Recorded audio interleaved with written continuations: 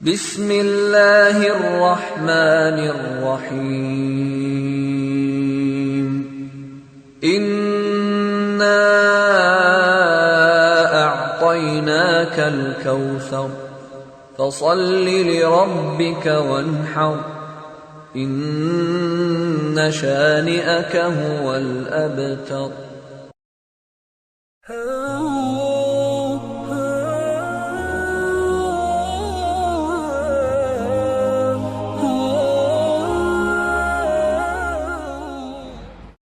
Assalamu alaikum wa rahmatullahi wa barakatuhu. I hope you're all well. My sincerest duas and best wishes for all of you. Today, inshallah, we will be studying Surah Al Kausar. Surah Al Kausar is the 108th surah of the Holy Quran. And according to the majority of the scholars, it is a Meccan surah. So let's first do the duas and then let's begin with the surah. A'udhu billahi minash shaitanir rajim. Bismillahir rahmanir rahim. Rabbi shrah li sadri wa yassir li amri wahlul 'uqdatam min lisani yafqahu qawli. Rabbi zidni ilma. Ameen ya rabbal alameen. أعوذ بالله من الشيطان الرجيم بسم الله الرحمن الرحيم إنا أعطيناك الكوثر. Indeed, we have granted you, O Muhammad, peace be upon him, Al-Kausar. فَصَلِّ لِرَبِّكَ وَانْحَرْ. So pray to your Lord and sacrifice to him alone. إِنَّ شَانِئَكَ هُوَ الْأَبْتَرُ. Indeed, your enemy is the one cut off. First of all, let us look at the historical background of this surah, which is also called the Shan-e-Nuzul in Arabic. That is, the circumstances at the time of the revelation of this surah. There are two narrations that we find on the background of this surah. According to one opinion, like I said, this is a Meccan surah. And according to another opinion, it is a Madani surah. But the majority of the scholars are of the view that this is a Meccan surah. The time period of revelation of this surah seems to be the period where the Prophet, peace be upon him, and his companions were being severely persecuted. And he was being taunted that his tribesmen and people had deserted him and rejected his message. In that day and age, if a person was deserted or disowned by his tribe, he was like a fish out of water and had no backing or support. And then he, peace be upon him, the Holy Prophet, peace be upon him, had lost 2 of his male children. In that society and in other parts of the world, male offspring were considered very valuable, and that a person's progeny continues through his male offspring. First, the Prophet, peace be upon him, lost Hazrat Qasim and then Hazrat Abdullah.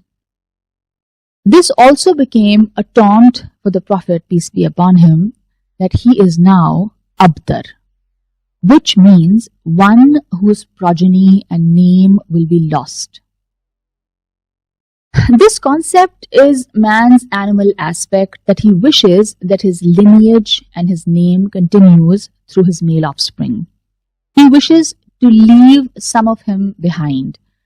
I mean, none of us wish to die, but we know that death is imminent. And then, of course, because of our desire to live on, this desire is fulfilled to some extent through our children, whom we believe to be a part of ourselves and whom we believe we are leaving behind. When man rises above his animal self, then he wishes to leave a legacy behind, something beneficial to humanity. If one finds an heir of his own, meaning his own child, to carry forward his legacy and cause, then this would be a source of great joy for such a person. In the Holy Quran, we see some of the prophets have prayed desperately for offspring, And the purpose of their prayers for children was the continuation of their prophetic mission, as that was the main purpose of their lives.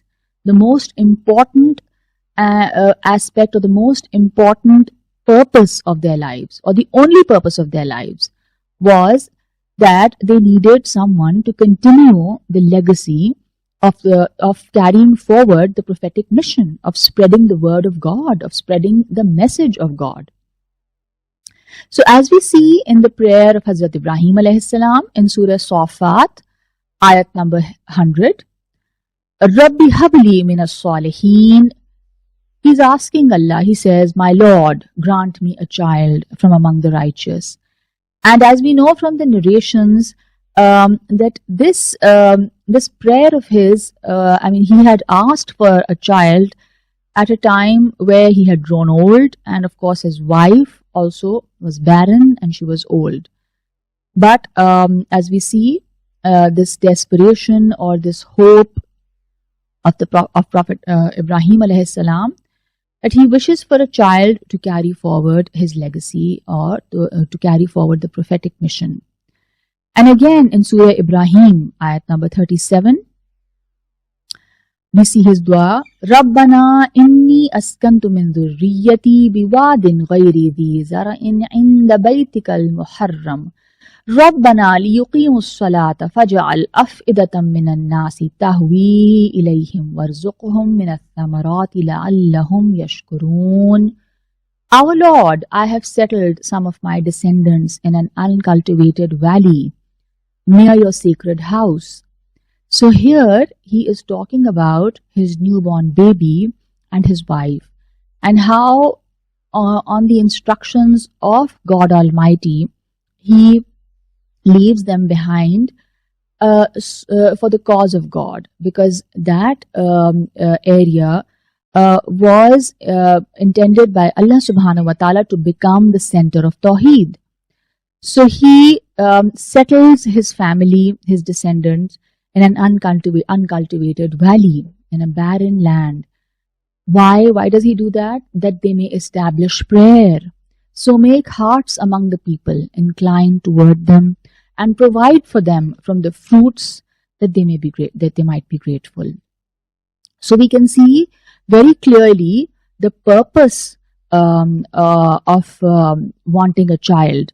We can see that how he now is dedicating his child and his wife to the mission of God, and we can see that he is praying to God that this is the reason why I am settling my child, my descendant here, so that they may establish prayer. And now he's asking for help from God.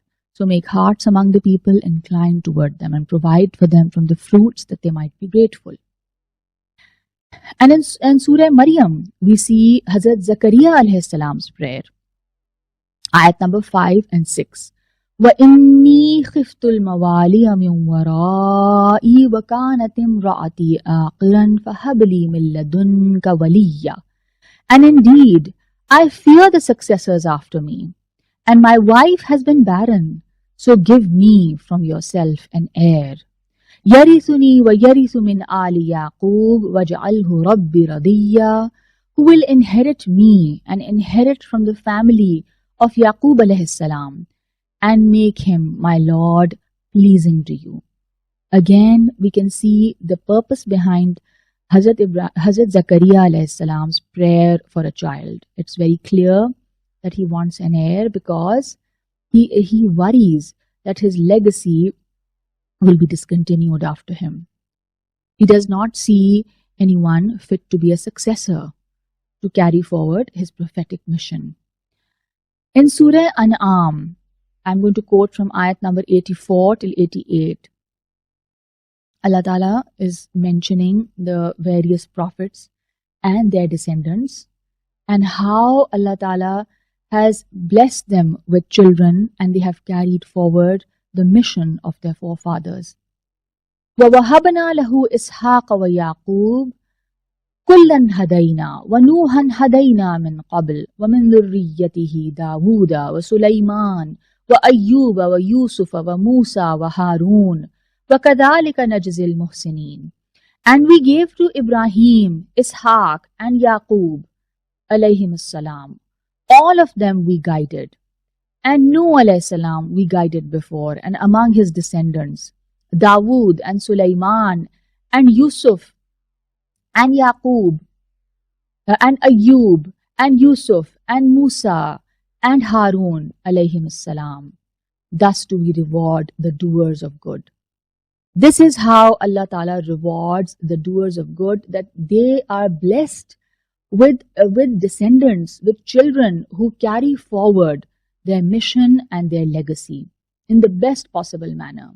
وَزَكَرِيَّا وَيَحْيَا وَعِيسَى وَإِلْيَاسَ كُلٌّ مِّنَ الصَّالِحِينَ. And Zakaria and Yahya and Isa and Ilyas, and all were of the righteous.